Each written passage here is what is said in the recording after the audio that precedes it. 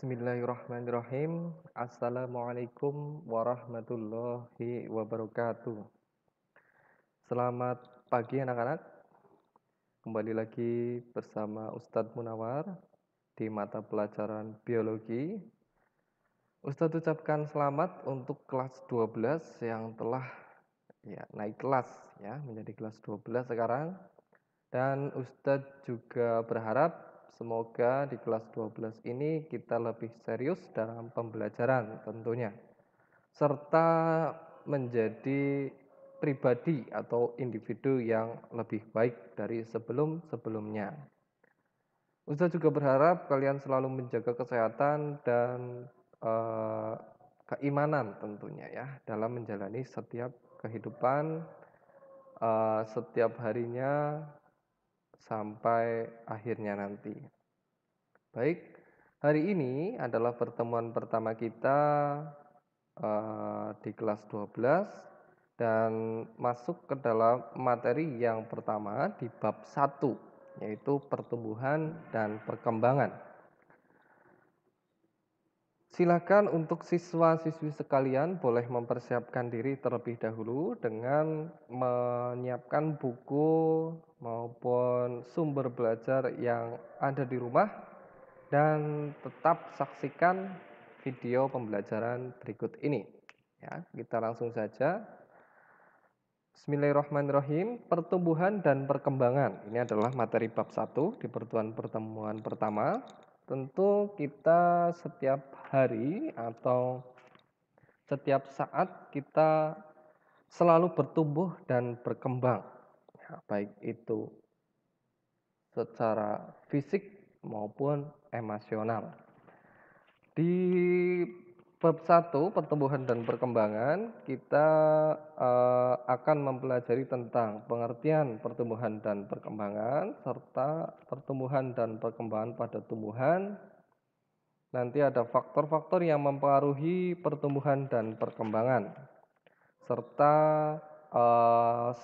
percobaan tentang pengaruh faktor eksternal terhadap pertumbuhan tanaman tentunya. Namun karena pertemuan kita yang dipadatkan, jadi kemungkinan percobaan pengaruh faktor eksternal terhadap pertumbuhan tanaman ini tidak bisa dilaksanakan saat ini ya atau pada pertemuan pertama ini.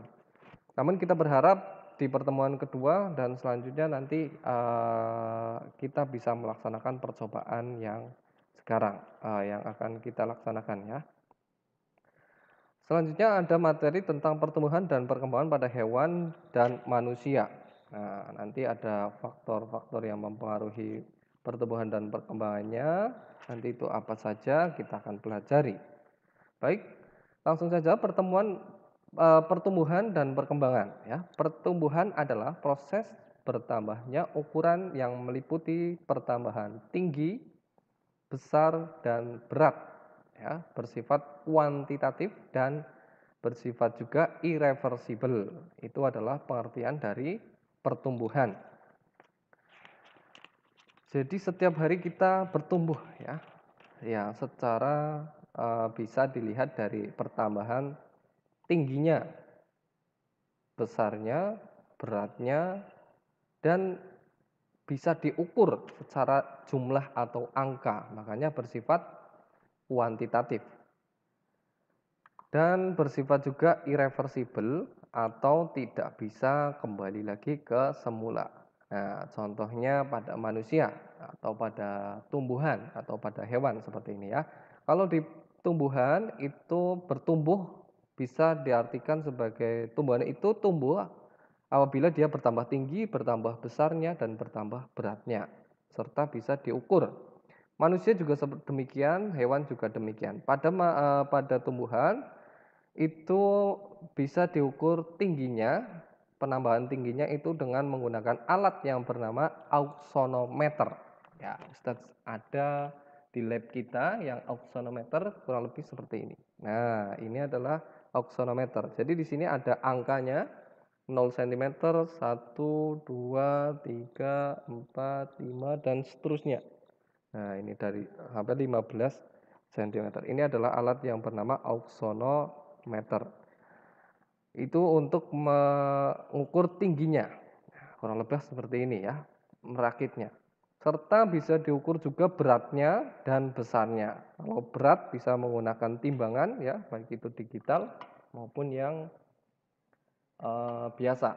Serta ada bertambahnya besar atau diameter suatu batangnya itu ya. Ini adalah pertumbuhan dan dia tidak bisa kembali lagi ke semula. Ya, kalau sudah tinggi ya sudah ya nggak bisa mengecil lagi. Itu adalah pengertian dari pertumbuhan. Selanjutnya yang kedua adalah perkembangan. Ya, proses yang menuju arah kedewasaan bersifat kualitatif. Nah, perkembangan itu adalah proses menuju ke arah kedewasaan. Misalnya kalau di tanaman, itu tumbuhan dikatakan dewasa apabila dia sudah berbuah atau berbunga misalnya ya. Atau tumbuhan pada manusia itu bisa dikatakan dewasa apabila dia sudah memiliki tingkat kematangan berpikir dan emosi yang stabil seperti itu. Itu kalau di manusia atau mungkin tanda-tanda fisiknya itu ditandai dengan apabila manusia sudah dewasa ya, itu ditandai kalau pada laki-laki itu tumbuh kumisnya atau tumbuh jambangnya atau tumbuh bulu-bulu halus di bagian-bagian tertentu ya, itu dikatakan dewasa. Pada manusia yang wanita mungkin ada penambahan ukuran ya dari bagian tubuh tertentu ya, itu mungkin salah satu dari ciri-ciri tahap perkembangan pada manusia dan diukurnya secara kualitatif atau kualitas. Nah, jadi tidak bisa diamati secara kualitatif ya, tetapi lebih kepada kualitatif bukan kuantitatif. Seperti itu kurang lebihnya di pengertian pertumbuhan dan perkembangan. Selanjutnya pada tumbuhan itu kita kenal tahap pertumbuhan yang pertama adalah perkecambahan. Ini pada tumbuhan Gymnospermae maupun Angiospermae ya. Pertumbuhan tanaman umumnya diawali dengan perkecambahan biji hingga membentuk tanaman anakan yang memiliki akar, batang, dan daun. Nah, ini dari biji dia tumbuh menjadi tumbuhan kecil, agak besar, dan menjadi besar. Nah, untuk bagian-bagian perkecambahannya nanti bisa dicari di buku LKS maupun di literatur yang nanti Ustaz akan tampilkan ya di materinya. Tipe-tipe perkecambahan ini ya ada dua macam. Yang pertama adalah tipe perkecambahan epigeal, yang kedua adalah tipe perkecambahan hipogeal. Ya, ini yang epigeal dulu. Epi berarti dia atas. Hipo itu berarti dia dalam. Hipo. Jadi epigeal adalah pertumbuhan atau perkecambahan yang ditandai dengan kotiledonnya terangkat ke atas. Ini kotiledon yang ini. Nah, ini kotiledonnya terangkat ke atas. Sedangkan hipogeal adalah perkecambahan yang ditandai dengan kotiledonnya tetap di bawah tanah. Untuk contohnya, Ustadz hanya sebutkan beberapa saja ya. Nanti boleh dicari sendiri. Epigeal itu contohnya adalah tanaman monokotil, baik itu padi maupun gandum, ya itu dia kotiledonnya terangkat ke atas. Jadi dinamakan perkecambahan epigeal. Bagian-bagiannya di sini adalah hipokotil, ada kotiledon. Nah, di sini epikotil untuk hipogeal dan kotiledonnya berada di bawah. Kalau yang samping ini kita lihat kira-kira ini pertumbuhan epigeal atau hipogeal ya. Oh, sorry, yang epigeal tadi adalah yang dikotil, kalau yang hipogeal itu monokotil ya. Contohnya epigeal adalah kacang tanah ya. Kalau hipogeal contohnya adalah tanaman padi atau gandum seperti itu. Atau juga jagung juga bisa. Nanti kalau nggak percaya boleh dipraktikkan ya di rumah. Kira-kira saat menanam jagung atau padi itu kotiledonnya terangkat atau enggak seperti itu. Ini adalah tipe perkecambahan Iya, apa? Epigea, ya. Jadi karena kotiledonya terangkat di atas tanah sehingga dia disebut dengan perkecambahan epigeal, seperti itu. Contohnya tadi adalah salah satunya kacang tanah atau kedelai juga bisa, ya. Selanjutnya, berdasarkan letak kotiledonya, perkecambahan dapat dibedakan menjadi dua, yaitu epigeal dan hipogeal. Pada perkecambahan epigeal, kotiledon terdapat di permukaan tanah karena terdorong oleh pertumbuhan hipokotil yang memanjang ke atas. Serta pada perkecambahan hipogeal, kotiledon tetap berada di bawah tanah, sedangkan plumula keluar dari permukaan tanah disebabkan pertumbuhan epikotil yang memanjang ke arah atas. Ini adalah pengertian dari pertambahan epigeal dan hipogeal. Ingat ya, epi itu atas, hipo adalah dalam. Selanjutnya ada dua jenis pertumbuhan pada tumbuhan. Nah, setelah tadi tipe pertambahan ada dua, sekarang adalah jenis pertumbuhan pada tumbuhan atau pada tanaman. Yang pertama adalah pertumbuhan primer, yang kedua adalah pertumbuhan sekunder. Apa itu primer? Pertumbuhan primer dan apa itu pertumbuhan sekunder? Nah, ini adalah pertumbuhan primer. Silakan diamati. Letaknya di ujung akar dan ujung batang ya, atau pucuk. Nah, pertumbuhan primer ini diakibatkan dari pembelahan sel penyusun jaringan meristem apikal. Nah, karena apikal itu di pucuk ya, atau di ujungnya. Jaringan meristem adalah jaringan yang aktif membelah, terjadi pada ujung akar, ujung batang, dan disebut sebagai meristem apikal. Kita lihat, pertumbuhan primer itu selalu di ujung akar dan ujung batang. Tujuannya apa? Jelas dia menambah panjangnya suatu tanaman. Nah, sehingga disebut dengan pertumbuhan primer. Dia panjang dulu, baru ini ya, daerah pemanjangan akar dibagi menjadi 3. Nanti kalau ada soal seperti ini, misalkan disebutkan di bagian atas ini. Kalau diamati di tanaman dikotil ya, bisa ini ada 3 bagian. Yang pertama adalah daerah diferensiasi, yang kedua adalah daerah pemanjangan, dan ketiga adalah daerah pembelahan. Ini ya, di pucuknya ini selalu aktif membelah, kemudian memanjang, dan selanjutnya diferensiasi atau berubah menjadi suatu bagian-bagian tertentu, misalkan jadi batang. Ini ya. Atau bisa juga disebut sebagai daerah maturasi, elongasi, dan proliferasi. Ini daerah pemanjangan pada akar.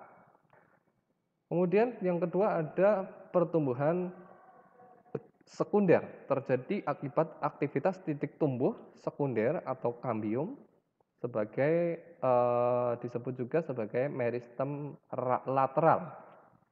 Nah, letaknya di bagian sini. Nah, titik tumbuh sekunder ya. Jadi kalau yang apikal itu tadi di atas di pucuk sini sama di ujung sini. Nah, kalau sekunder yang ini. Jadi di batangnya. Nah, ini di batangnya sehingga tanaman ini dia nantinya akan melebar atau membesar. Ini adalah pertumbuhan sekunder oleh kambium. Ini bagian-bagiannya. Nah, ini ya. Jadi kalau kita lihat kalau di tanaman yang sudah tua, misal kalau kalian sempat mengamati ya, ada aktivitas pertumbuhan sekunder di tanaman yang tua, misalkan di sini. Ada lingkaran tahun. Nah, misalkan seperti ini. Nah, jadi biasanya ini ada daerah gelap, ada daerah terang, ada daerah gelap, ada daerah terang gitu ya. Misalkan di sini gelap. Nah, ini adalah aktivitas dari pertumbuhan kambium atau pertumbuhan sekunder. Misal yang ini gelap, yang itu terang. Apabila tanaman itu sudah berumur misal 5 tahun atau 10 tahun, itu lingkarannya biasanya ada 10 gelap, terang, gelap, terang, gelap, terang gitu ya, ada 10. Atau yang umur 5 tahun itu ada 5 lingkaran, yaitu gelap, terang, gelap, terang, gelap, terang gitu, ada 10. Kenapa demikian? Karena aktivitas kambium itu tentunya dipengaruhi oleh curah hujan. dan cuaca ya. Kalau di daerah Indonesia itu kita kenal ada 2 musim, yaitu musim penghujan dan musim kemarau ya. Kalau musim penghujan itu tanaman akan mengalami pertumbuhan sekunder yang cepat sehingga terdapat lingkaran tahun yang cerah di sini. Dia relatif lebih lebar. Sedangkan pada musim kemarau dia lingkaran tahunnya aktivitas kambiumnya itu pertumbuhan sekundernya dia sedikit sehingga lingkaran tahunnya lebih gelap atau dia lebih kecil. Nah, itu yang biasanya umur tanaman bisa diketahui dari lingkaran tahun seperti itu. Nanti kalau mudahnya seperti itu. Diakibatkan oleh aktivitas kambium atau pertumbuhan sekunder. Kemudian pada tanaman monokotil ya, ini tidak dipengaruhi oleh kambium karena tanaman monokotil itu tidak memiliki kambium pada tamannya, sehingga tidak terdapat lingkaran tahun. Gitu ya. Pada tumbuhan beruas, rumput, bambu, tebu, dan lain, pempanjangan ruas dikarenakan proses pembelahan sel-sel sejajar dan sel-sel muda pada meristem interkalar yang menjadikan ruas semakin panjang. Pertumbuhan terjadi pada jaringan meristem. Jadi ada 3 jenis meristem yang pada pertumbuhan primer ya, sekunder tadi ada meristem interkalar, meristem lateral. Nah, kalau interkalar itu pada ruas-ruas batangnya. Nah, gitu ya. Perkembangan merupakan proses yang berjalan seiring dengan pertumbuhan. Perkembangan dapat diferensiasi sebagai proses menuju kedewasaan. Perkembangan terjadi pada jaringan selain jaringan meristem. Gitu ya. Tadi saya sudah jelaskan yang perkembangan. Ini tidak bisa diukur secara kualitatif, namun lebih ke kuantitatif. Selanjutnya, setelah tadi mengetahui pertumbuhan dan perkembangan serta macam-macam dari pertumbuhan, kita akan melanjutkan ke faktor-faktor yang mempengaruhi pertumbuhan dan perkembangan. Tentu saja ada 2 faktor. Yang pertama adalah faktor dalam dan faktor luar.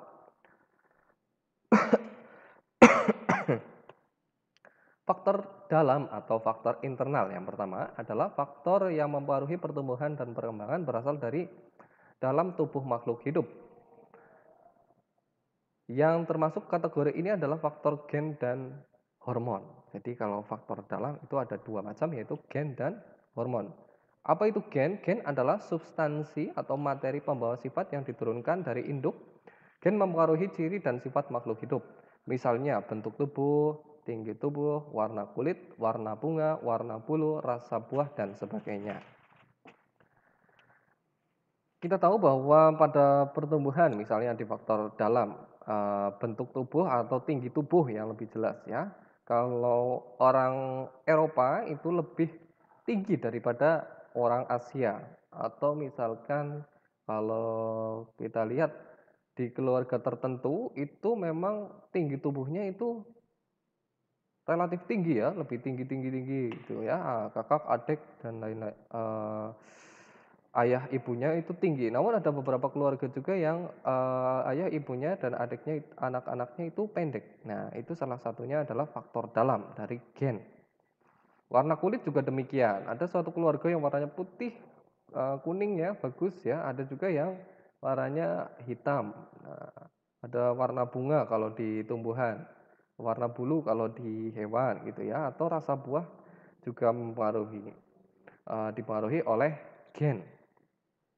Selanjutnya ada hormon. Nah, hormon pada tumbuhan juga ada pada hormon manusia juga mempengaruhi juga pada pertumbuhan dan perkembangan. Kita lihat dulu hormon pada tumbuhan yang sering kita pelajari. Beberapa diantaranya adalah auksin, serta sitokinin, giberelin, etilen, asam absisat. Auksin ini adalah hormon yang berfungsi memacu perpanjangan sel, merangsang pembentukan bunga, buah, dan mengaktifkan kambium untuk membentuk sel-sel baru. Ini ya, jadi hormon pertumbuhan auksin untuk memacu perpanjangan sel. Selanjutnya ada sitokinin, yaitu memacu pembelahan sel serta mempercepat pembentukan akar dan tunas. Nah, kalau oleh para petani biasanya menggunakan hormon ini untuk membentukkan akar dan tunas yang lebih banyak gitu ya. Ada hormon giberelin, ini merangsang pembelahan dan pemberasan sel serta merangsang perkecambahan biji. Pada tumbuhan tertentu, gibberellin dapat menyebabkan munculnya bunga lebih cepat. Nah, ini hormon, faktor dalam. Gas etilen yaitu berperan untuk menghambat pembajakan batang, mempercepat penuaan buah, dan menyebabkan penuaan daun. Jadi kalau ada gas etilen ini, hormon ini berfungsi untuk mempercepat penuaan buah atau pematangan buah gitu ya. Atau ada juga hormon asam absisat berperan dalam proses perontokan daun. Sedangkan faktor luar yang berasal dari tubuh suatu makhluk hidup itu adalah faktor eksternal. Faktor luar yang mempengaruhi proses pertumbuhan dan perkembangan makhluk hidup berasal dari faktor lingkungan tentu saja. Beberapa faktor lingkungan yang mempengaruhi pertumbuhan dan perkembangan makhluk hidup adalah sebagai berikut. Yang satu adalah makanan atau nutrisi. Tentu saja kalau nutrisi itu berpengaruh terhadap pertumbuhan dan perkembangan ya. Nutrisi yang diperlukan berupa air dan zat hara yang terlarut dalam air melalui proses fotosintesis, air dan karbon dioksida. Diubah menjadi zat makanan dengan bantuan sinar matahari, meskipun tidak berperan langsung dalam fotosintesis, zat hara diperlukan agar tumbuhan dapat tumbuh dan berkembang dengan baik. Coba kamu amati tanaman padi yang terlambat dipupuk, daunnya akan berwarna kuning. Tentu saja nutrisi ini sangat berpengaruh terhadap pertumbuhan dan perkembangan manusia maupun hewan dan tumbuhan. Karena untuk aktivitas sel-selnya yang bertahan hidup. Sedangkan nutrisi ini nanti dibagi menjadi dua ya, ada faktor makronutrien dan mikronutrien. Coba kalau di sini ada enggak ya?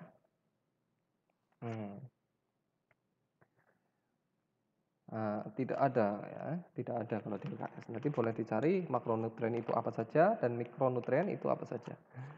Selanjutnya ada suhu. Yang kedua adalah suhu. Suhu, semua makhluk hidup membutuhkan suhu yang sesuai untuk menunjang pertumbuhan dan perkembangannya. Suhu ini disebut suhu optimum. Misalnya suhu tubuh manusia yang optimal adalah sekitar 37 derajat Celcius. Pada suhu optimum, semua makhluk hidup dapat tumbuh dan berkembang dengan baik. Jenis bunga mawar yang tumbuh dan berbunga dengan baik di pegunungan yang sejuk. Ketika ditanam di daerah pantai yang panas, pertumbuhannya menjadi lambat dan tidak menghasilkan bunga yang seindah sebelumnya. Hal ini disebabkan karena semua proses dalam pertumbuhan dan perkembangan seperti penyerapan air, fotosintesis, penguapan, dan pernapasan pada tumbuhan dipengaruhi oleh suhu. Ya, suhu berpengaruh pada pertumbuhan dan perkembangan. Ya, tadi sudah dijelaskan ada mawar itu cocoknya di tempat yang sejuk. Tidak mungkin ya mawar itu di padang pasir. Kalau di padang pasir itu kaktus ya, kaktus lebih cocok di sana. Selanjutnya ada faktor eksternal yang ketiga adalah cahaya. Sudah ya, minum dulu.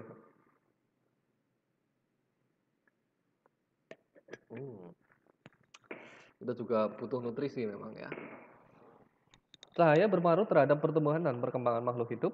Tumbuhan sangat membutuhkan cahaya matahari untuk fotosintesis. Namun, keberadaan cahaya ternyata dapat menghambat pertumbuhan karena cahaya dapat merusak hormon auksin yang terdapat pada ujung batang.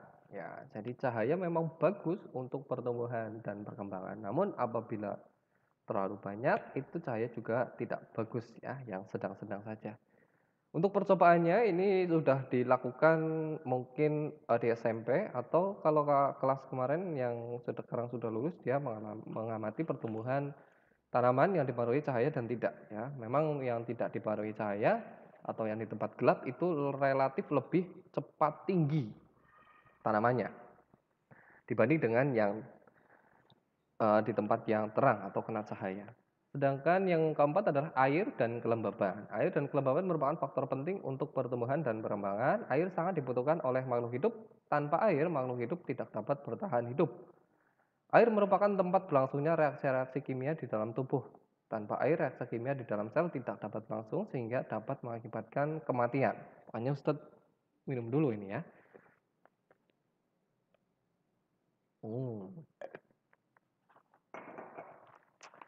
Karena air itu sangat penting untuk reaksi di dalam tubuh kita, reaksi kimia.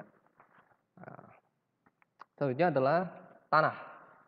Bagi tumbuhan, tanah berpengaruh terhadap pertumbuhan dan perkembangannya. Tumbuhan akan tumbuh dan berkembang dengan optimal bila kondisi tanah tempat hidupnya sesuai dengan kebutuhan. Nutrisi dan unsur hara kondisi tanah ditentukan oleh faktor lingkungan lain, misalnya suhu, kandungan mineral, dan air. Memang tanah itu adalah media yang terbaik untuk tanaman, ya walaupun sekarang ada juga yang media tanamnya dengan tidak menggunakan tanah, melainkan tanaman hidroponik itu hanya menggunakan nutrisi-nutrisi saja yang disemprotkan. Memang bagus ya, tapi kalau untuk jangka panjang tentu saja tanaman itu akan tidak cepat bertahan lama seperti itu. Itu adalah pertumbuhan pada tanaman atau pada tumbuhan. Yang ketiga adalah pertumbuhan dan perkembangan pada hewan. Ya, ada pertumbuhan embrionik dan pasca embrionik. Nah, yang pertama adalah pertumbuhan embrionik dulu. Kalau pada hewan itu sebelum dilahirkan ini adalah dari zigot ya, terbentuk dari hasil pertemuan ovum dan sperma. Jadi sebelum kalian dilahirkan itu adalah ada pertemuan antara ovum dan sperma yang bertemu ya di sana ya, sehingga terjadi fertilisasi. Kemudian zigot mengalami pertumbuhan dan perkembangan dalam beberapa tahap, yaitu pembelahan zigot, tahap morula, blastula, grastula, dan organogenesis. Apa itu nanti boleh dijelaskan di bawah ini ya. Yang pertama, pembelahan zigot terjadi secara mitosis ya. Pembelahan mitosis ini sudah dipelajari di kelas 2 kemarin, di kelas 11. Yaitu dari satu sel menjadi dua sel menjadi 4 sel menjadi 8 sel menjadi 16 sel, dan seterusnya hingga 32 sel. Sekumpulan sel yang terbentuk tersusun seperti buah anggur dan disebut sebagai morula. Jadi morula ini adalah hanya kumpulan-kumpulan dari sel saja. Pembelahan terus berlanjut sehingga terbentuk rongga di bagian dalam sel disebut blastol. Fase ini disebut fase blastula. Jadi dari morula ke blastula. Selanjutnya adalah fase grastula, merupakan hasil pertumbuhan dan perkembangan blastula yang didasari dengan terbentuknya 3 lapisan embrionik, yaitu lapisan bagian luar ektoderm, lapisan bagian tengah mesoderm, lapisan bagian dalam endoderm. Ketiga lapisan ini nantinya akan berkembang menjadi berbagai organ. Proses pembentukan grastula ini disebut grastulasi. Ada juga hewan yang memiliki hanya 2 lapisan, ya. Kalau manusia dan hewan yang kita ketahui ini hanya ada 3 lapisan. Namun di hewan tingkat rendah itu hanya 2 lapisan saja. Nanti hewannya apa kita pelajari lebih lanjut di pertemuan berikutnya ya. Yang ketiga adalah organogenesis, merupakan proses pembentukan berbagai organ tubuh yang berkembang dari 3 lapisan saat proses grastulasi. Organ yang terbentuk dari ketiga lapisan ini adalah sebagai berikut. Lapisan yang ektoderm, bagian luar itu menjadi rambut, kulit, sistem saraf, dan indera. Yang kedua, lapisan mesoderm atau lapisan tengah ini menjadi bagian otot, rangka, alat reproduksi, alat peredaran darah, dan alat ekskresi. Yang ketiga, lapisan endoderm atau bagian dalam berkembang menjadi alat pencernaan dan alat pernapasan. Ini adalah 3 lapisan di hewan ya, menjadi seperti itu pada pertumbuhan embrionik. Selanjutnya adalah fase pasca embrionik, yaitu pertumbuhan pasca embrionik dimulai ketika hewan lahir atau menetas. Semua anggota tubuh mengalami pertumbuhan dan perkembangan, namun demikian kecepatan pertumbuhan dan perkembangan antara bagian tubuh yang satu dengan bagian tubuh yang lain tidak sama. Pertumbuhan ini tidak berlangsung terus-menerus, melainkan berhenti setelah mencapai usia tertentu. Ya, kalau di manusia itu pertumbuhan dan perkembangan, pertumbuhannya akan terus-menerus sampai usia tertentu. Kemudian nanti ada juga sebelum itu ya, di pertumbuhan itu ada misalnya pada masa balita itu antara 0 sampai 5 tahun. Ciri-cirinya seperti apa? Kemudian masa kanak-kanak antara 6 sampai 10 tahun. Masa remaja 11 sampai 18 tahun, masa dewasa 19 sampai 50 tahun, dan masa lanjut usia 50 tahun ke atas. Kalau kalian berarti sekarang sudah masuk ke masa remaja ya. Masa di mana manusia mengalami puberitas, pada puber terjadi perubahan fisik dan psikologi yang pesat. Anak perempuan lebih cepat mengalami masa puber daripada anak laki-laki. Ya, memang seperti itu. Dari segi perkembangannya, yang perempuan itu relatif lebih dewasa biasanya daripada laki-laki. Itu hanya relatif ya. Ada juga beberapa kasus yang laki-lakinya lebih dewasa. Kemudian faktor internal dan eksternalnya juga nanti ada yang mempengaruhi pertumbuhan, ada internal dan eksternal. Di antara adalah internalnya adalah hormon dan gen ya, serta faktor eksternalnya ada oksigen, nutrisi, air, lingkungan, suhu juga mempengaruhi pertumbuhan dan perkembangan. Ini untuk metagenesis